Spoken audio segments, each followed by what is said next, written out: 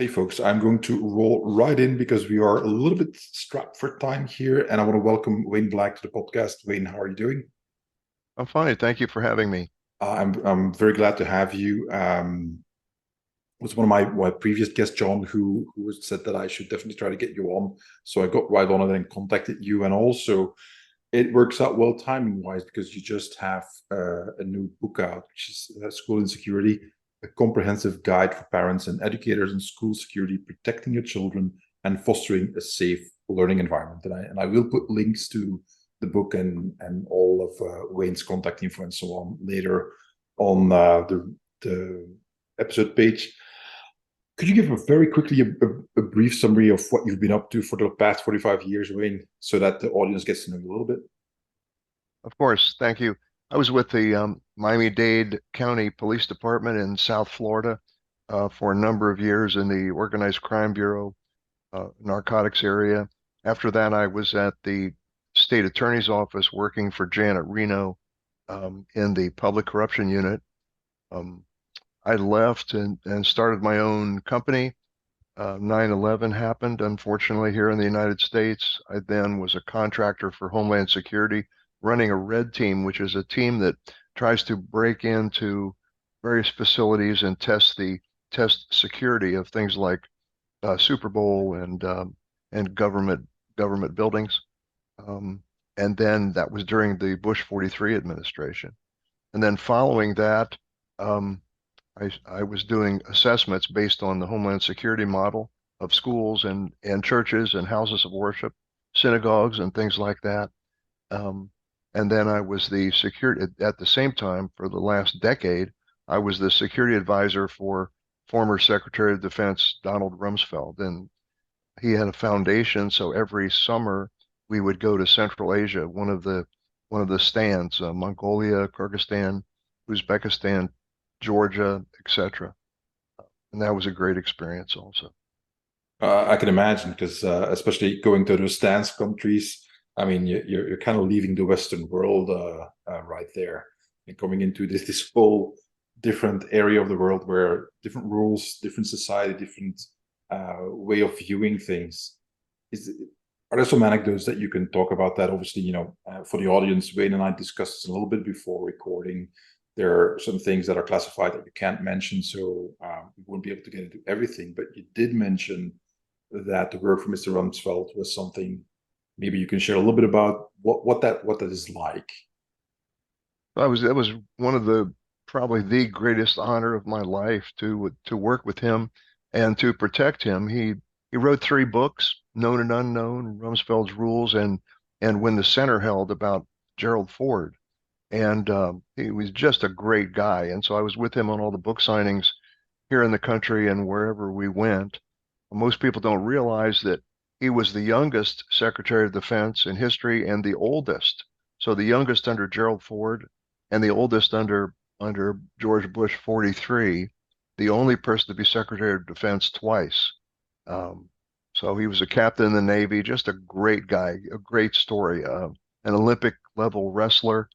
And that's was the makeup of the man. He was the mano and mano, um, just a great leader. And obviously, in his position, I mean, he got a fair amount of criticism and so on. So, were there ever any real incidents that you as a security team had to step in? No, not really. It's all about the plan, which is what I talk about in the book. If our plan is better, we win, and if our plan is not so good, we lose. So um, he was loved overseas when we traveled with the Rumsfeld Fellowship, wherever we went, whether it was Romania, Kyrgyzstan, Georgia, everyone just loved him. So he was like traveling with a rock star over there. Um, he had some people that in this country that would occasionally ask him or scream out in a crowd during book signings, but there was never an issue. Yeah. Okay. Well, that kind of brings me to my question. If you could expand a little bit on that. Obviously, all the that most people know about security work, especially for these high profile individuals, is is things that they see on TV and in movies and so on. You'll remember the old Clint Eastwood movie In the Line of Fire and so on. Could you dispel maybe a couple of like top two, top three myths that you see when you talk to civilians? Like, okay, their idea of what security work at that level is like and what it is actually like. Well, it's not as much action as you see in the movies, but it's more about planning. It's about advance work. So before we would go to a place, I would visit. Then it's not just with the secretary, with anyone. We know about every door. We know who's working there. We know who's in the kitchen. If it's a hotel, it's all about advance work and planning, and then having several layers of plans if in case something happens. You know, how to use a car in the front or in the back or something like that. But um, really, it's the plan. A purse snatcher has a plan, a 30-second plan. A bank robber might have a 2-week plan. A terrorist might have a 10-year plan. If our plan is better, we win. It's as simple as that. And that's the same way in schools. I write about it in the book. There's no reason to have all these school shootings in this country. There are a bunch of reasons they happen, but there's not one good reason. So our assessment guidelines, what we use when we look at schools or synagogues or houses of worship, are in the book. So it's really about parents using the book to hold the school board or principals or educators responsible for taking care of their children. Yeah, and speaking of the book, I mean, this is something that obviously what we've had here in Europe with the ISIS attacks and so on, the Paris attacks, and then just recently, like today, sorry, this week, the Brussels attacks. Finally the trial ended, and the guilty verdicts were passed out. So during that time, there was a lot of fear as well about schools being attacked over here. Fortunately, it didn't really materialize, but I always had in the back of my mind, you know, for the folks who will remember the attack in Beslan, the siege in Russia of a school where basically I think it was over 1,000 people that were held hostage for a few days, and it ended in a massacre of hundreds of people, many children dying, and that was always my biggest fear when my children were young. And we lived just outside of Brussels with the EU headquarters, NATO headquarters, and so on. So it's not that there was zero risk there, quite on the contrary. Is that something like that would happen? But I don't think it ever materialized again elsewhere in the Western world. Am I mistaken in that? To your recollection? That like at Well, that scale? no, not that scale. We've had ISIS attacks here in the U.S. The first ISIS attack was against Pamela Geller in Yeah, 2014 in Garland, Texas. Remember, she had the contest to draw the prophet, yeah. and so they issued a fatwa, a death warrant for her, and so she had that first ISIS attack. We've had those have been thwarted at schools, at Jewish schools here in the country. So it's all about maintaining the intelligence, and in that regard, the FBI has done a great job in terms of stopping those attacks. Yeah. But like you said, there's not really a good reason why these attacks should happen. And it's become a very controversial point, obviously, because especially in the US, this discussion of school shootings and then the Second Amendment, it all gets, mixed together. It becomes a very political hot button topic for a lot of people. Me not being an American, I look at it from a different perspective, and my point of view is most likely just be pragmatic. There's an issue. What could we do to address it? That should be the main concern. What should be the primary goal? Well, obviously protecting children. All right.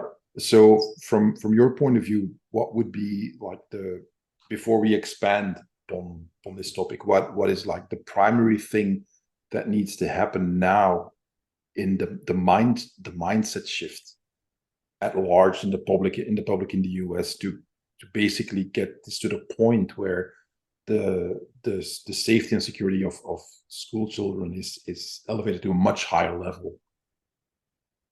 Well, it's state by state here. For example, in Texas and in Florida, the law requires an armed school resource officer at every school.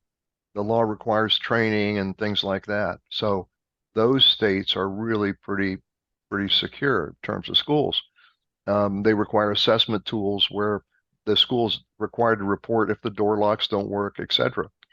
However, in some states like Colorado, they're trying to defund the school resource officer. So that's a form of denial, really. You know, denial is not a river in Egypt.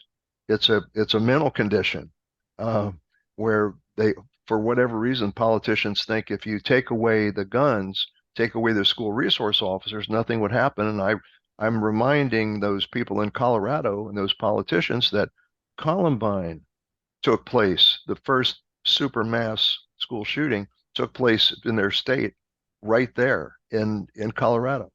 Um, so those guys killed a bunch of students. They had IEDs in the parking lot that hopefully didn't go off. I discuss this in the book. But the concept of removing an armed person from protecting a school is just insane. Now, that's not the only thing to do. Schools need to have layers of security. They need to have a good plan. They need to have a choke point, one door in, one door out, maybe two doors. And those doors need to be monitored. Classroom doors should be locked, and those kinds of things, a full plan.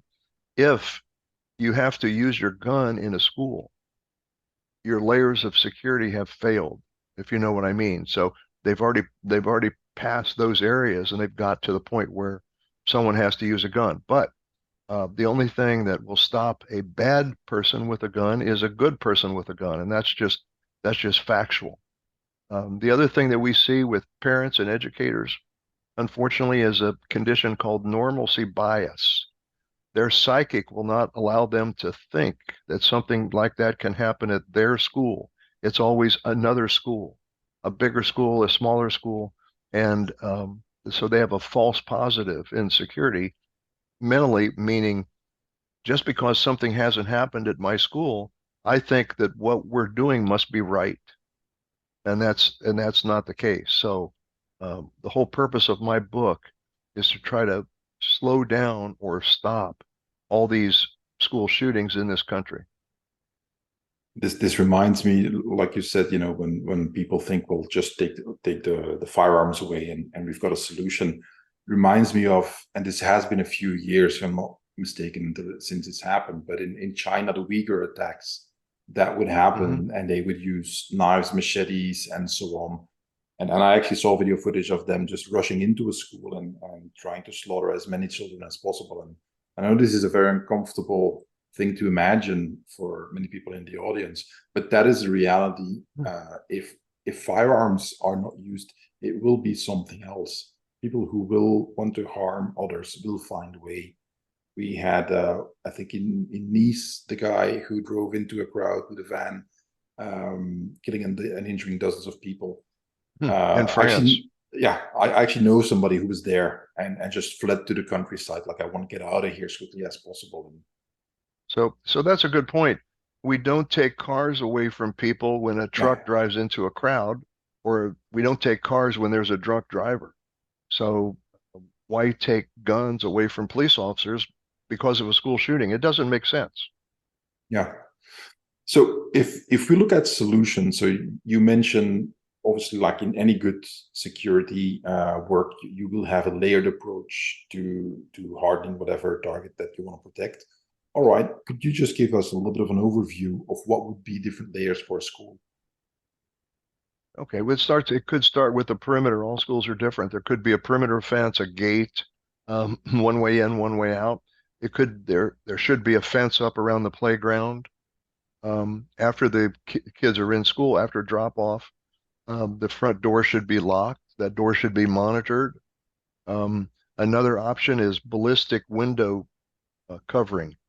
We saw in Tennessee where the shooter shot through the window. There's a ballistic window tint that's really good. It's clear. You can't tell it's there, but it will hold the window together. Um, Company called American Defense Structures in Arizona uses that, and we love it, and it works great. So there's a number of things, and then training, teacher training. Teachers, for example, need to know how to. They need to be certified in stop the bleed, AED, first aid, CPR, those kinds of things.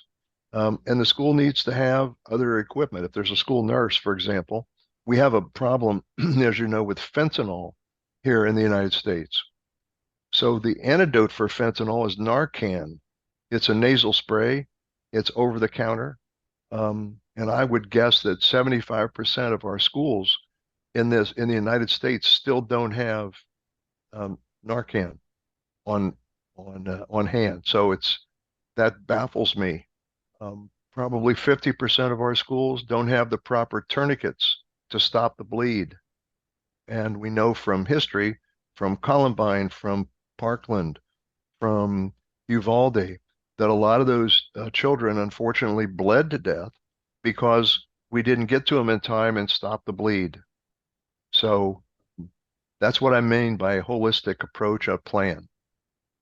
All right. And one equation obviously is then also the first responders who will have to be as quickly as possible on the scene to handle this. And you mentioned Uvalde, and I followed that a little bit, in particular because it looked like they had done a lot of training. I don't like to armchair quarterback here, but from everything that I've read and seen, and I did try to do a good job at getting all the details, is that a lot of things went wrong there. That it was really, a lot of opportunities to get in time to the shooter to save people were missed. Is that something you can comment about? I sure can. I wrote an article for the Federalist right after that. Excuse me. Wrote an article for the Federalist where I talked about the failures there in Uvalde. Look, since Columbine, which was many, many years ago, the law enforcement plan is to not wait on a bunch of backup officers to engage. The first officer there needs to proceed, rush in, and neutralize the threat. And the longer you wait, the more chances are that people will be injured or killed. So Uvalde was a failure of command, a failure of muscle memory and training. When the first 4 or 5 officers got there, they went down the hall, and the video shows them holding their ears because the gunshots um, hurt their ears. Well, that's tough. If you put a badge on and it's your job to engage, you have to engage, and that's where the training comes in, practice. But there are tons of problems with Uvalde. The Some of the classroom doors didn't work. It was a school system that didn't have enough SROs. I think they had 6 schools and only 3 or 4 SROs. The chief of police came to the scene without a radio, believe it or not. So he couldn't do command and control of the situation. I mean, I could talk for an hour about the failures of Vivaldi. The parents were being held back. The parents finally broke through the law enforcement line and broke windows to get their kids out. So everything about that was just a failure. Over an hour of shooting and killing, and before somebody engaged, and even then, it was a Border Patrol tactical officer who was getting his hair cut and drove to the scene and went right in and did the right thing. So that was just a mess. That was a travesty.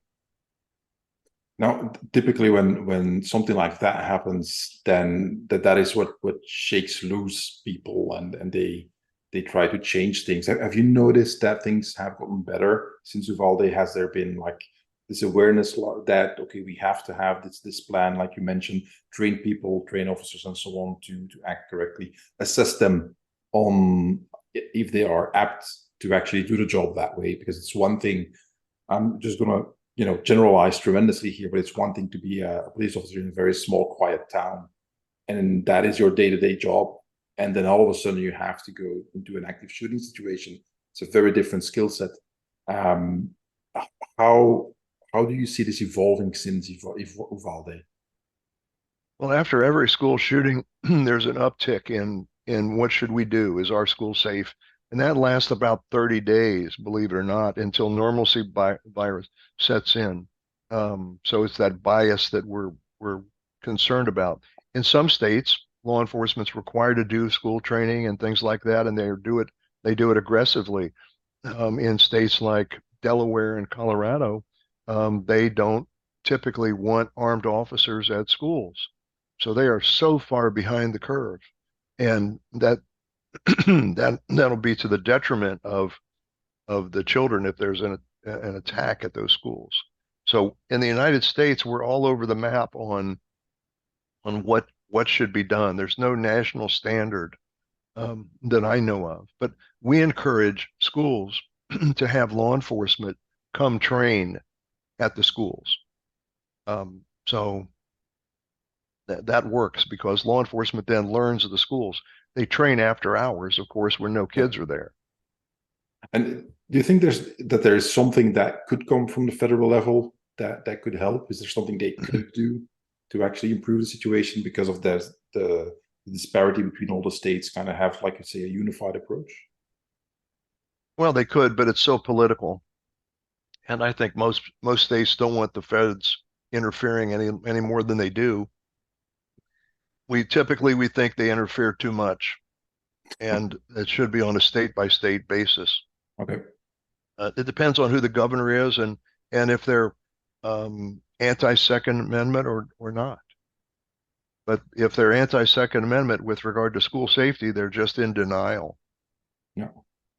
All right. Well, we talked a little bit about different approaches and what you could do and the layered response and training. The one thing we haven't mentioned yet is the children themselves, because they will be in that school. Obviously, they are not adults.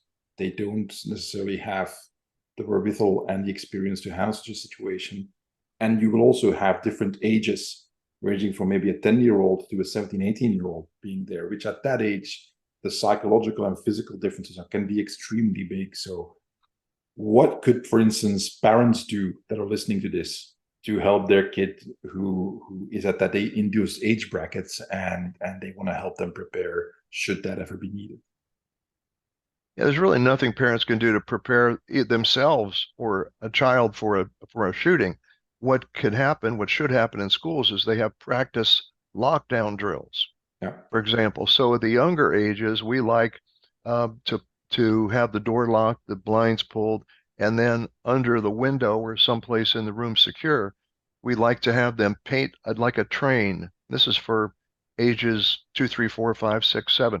Paint a train with little cars on the wall that's probably 3 feet or lower.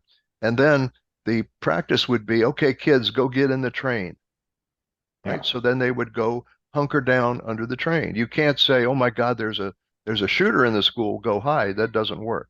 So if you have that game, if you will, and then you practice it lockdown and you do that, then the kids will go and sit in the train. With the older kids, it's easier to do, of course. Some schools, private schools, the really good ones that have a plan, have a lockdown drill every month. They practice that. So then it becomes muscle memory. And then it's all about communication. Do all the teachers have a radio with them? Radios are $20. So a 16 channel radio can be $20. So do the teachers have a radio with them when they take the kids out onto the playground? And do they have the same radio in the classroom? So that way, if there's a lockdown, anyone can call a lockdown, but everyone hears it at the same time. And that's so simple and so basic. Um, I don't like the complicated plans. I like just you're either in a lockdown or you're not in a lockdown. For example, if there's a police helicopter circling around your school, they're looking for someone that has escaped or maybe there's a car chase. That should trigger a lockdown at the school because we don't want that person to hide in the school. Yeah, it makes sense. And you mentioned like a really practical solution. All the teachers should have a radio, and it's not really an expensive thing to get.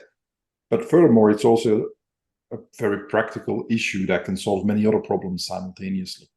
There could be a variety of reasons why somebody needs to contact a teacher, or why teachers need to coordinate. It doesn't have to be something extreme as a school shooting or a fire or whatever. So there can be overlap of many Of, different fields with safety and security and the rest. of course, it could be that Johnny fell down and cut his knee on the playground. Could be anything. Yeah, yeah. Have you talked to teachers, and do you have experience talking to, for instance, with teachers who are very resistant to this idea that this could be a part of their job description, because that's what I've noticed a lot in the media. That, and I'm not arguing for or against. I'm just saying that a lot of teachers seem to think like, well, I shouldn't have to strap on a firearm. I shouldn't have to be conscious of all this, and it shouldn't be my job, basically. And Yep. how can you convince those people otherwise? So I talk to teachers a lot, teachers and principals and educators, and my opinion is teachers should not have to carry a gun. Teachers should educate. Yeah, Uh, Simply putting on a gun doesn't mean that you're trained. And if something happens, are you going to shoot the wrong person? So the person at the school that has a firearm should be a well-trained police officer that qualifies, that shoots on a regular basis every month, at least every quarter. And they know what they're doing and they can just focus on security. Teachers should focus on education and school security people should focus on security. It's that simple. yeah, that makes perfect sense. And again, we get to overlap, which I think is always interesting. If you can, kill two birds with one stone, is that teachers do the fire drills. They do them anyway. So because it's important, you need to know how to handle that. The students need to go through the exercise as well. It wouldn't be impossible to do drills to, like you said, everybody get in the train, and the kids know what to do, the teachers know what to do, they know how, what the procedures would be, like locking the doors, lowering the blinds, and so on. But that is obviously extra work. It's something that you have to add on top of the rest of the workload. But I always find it interesting then that there's a resistance to that, is that you will be the person as a teacher in the classroom at that point in time. You will be basically the only adult in the room. So if you don't take those actions, and we're not talking about, drawing a firearm and shooting, I'm only talking about, like you just explained, safety procedures and know what to do when that happens, locking doors and so on. If you don't do that, who will? That's right. It's up to you. And the only way to do that and know that is to practice. If you're going Yeah, to play tennis and you're going to be good, you have to practice. Same thing with that. And you have to think about things like, how do I secure the door? Does my classroom door open in or does it open out? And yeah, how do I lock it? How do I pull the blind? And most important, how long does it take me to do it? A teacher should be able to fully prepare that classroom and lock down and get all the kids under cover in about 30 seconds. And the only way to do that is to practice over and over again. So you have that muscle memory. That was the problem with Uvalde. Those guys didn't know what to do. And then they got to be afraid because they didn't know what to do and they were worried more about themselves than they were about saving children's lives. It's as simple as that. yeah. So I say to them, if you're not going to engage, if you're not going to run to the gunfire, I mean, I've done it. It's not fun. But if you're not going to run to the gunfire, then go sell car insurance someplace or do something else. But take that badge off if you're not going to do it. I agree with that. And my mom was a teacher. One of my sisters was a teacher, so I have nothing but respect for teachers, because I know for sure that's a job I couldn't do, handling all those kids day in, day out for years on end. And it's an important job. It needs to be done. But what I see, and this is generally in society, is that people are more and more estranged from the realities of violence. And they have very unrealistic ideas of whether it's a school shooting or just your personal safety, that they want to just basically outsource that to somebody else, whether it's the government or some other person. It's like, it's not my problem. Or the one phrase that I absolutely loathe is, I shouldn't have to. Well, no, you shouldn't have to, but if you don't, you die. And the example I always give is that we teach children before they cross the road at a zebra crossing to look left and right anyway. Now, over Yep. here, and I think it's the same in the US, when a pedestrian makes his intentions clear, cars have to stop. It is over here illegal to keep on driving when you see somebody crossing the road at a zebra crossing. Nevertheless, we do know that certain people, for a variety of reasons, they don't care, they're drunk, they're speeding, not paying attention, they will still keep on driving way too fast and kill people who cross the road. So it is your right to cross the road. You are legally justified, everything. You're still dead though. Whereas if you look left and right and let that crazy guy behind the wheel drive you by, you're alive. Now he is wrong. You were right, but but just staying stuck in that mindset. No, I shouldn't have to look left or right. He should stop. I don't get why people don't see that it's basically that simple. Yeah, that's sort of the same thing here. Here we have a concept in our law called in loco parentis, which means in place of the parents. And there's case law and I put this in the book, wherein the school is absolutely responsible, ethically, morally, and civilly responsible for the safety of the children in their care. It's as simple as that. They own it. And that's what the book talks about, giving parents and grandparents a voice to stand up and ask that school board in wherever you are in any state in the United States, what are you doing to protect my child and who is responsible? Not a committee, not a group of people, but who by name in my school is responsible to protect my child. And that's what they should do. Would you say that your book is more aimed at, like you say, the parents, grandparents, and so on, or is it also focused towards people who are teachers, principals, and so on? I mean, who would be your target audience, or both? Well, it's both. It's primarily for parents and grandparents. It's for educators also. There are grants in the book where they can apply for grants for school safety and security. So to the extent educators are willing to do it, to do the right thing, the book will help them. I can tell you that parents and grandparents and educators and teachers will probably like the book. School boards that we're going to hold accountable to protect our children may not like the book at first, but we really don't care. We want those kids to come home at the end of the day in the same shape that we sent them to school in. No, I agree. Now I'm checking the time because I know we have limited time and I've got a few more questions, but um, if there's like if there's the one thing that you want people to remember from the book right away, they finish reading it, and there's this one thing you want them to keep in mind, could you give that to the audience? Sure. It's about your voice. Your voice is your power. Parents and grandparents and educators stand up for the children, protect the children. That's what it's all about. And the book tells you how to do that. All right, that's great. So I'm going to fire very quickly a few questions from my patrons to you. The first one is from Ellis, and he asks which exercises or drills can help a member of staff improve their observation skills and their ability to understand the situation around them. So I'm assuming this is aimed at staff at a school. Right. So they have to look out for what we call OCB, observable concerning behavior. And in 90% of the school shootings, um, the shooter sent red flags, sent warnings. I'm going to come and shoot. Sometimes they say they're going to shoot, but they look different. They smell different. This is a student. They may come to work different, crying, sleepy. Something has changed. Well, we can't ignore that. We need to do something about it. So somebody in the school that is trained in counseling needs to decide and interview that child and see what's going on. And if the child, for example, is writing notes and emails, I'm going to kill somebody, I'm going to do that, get them out of the school.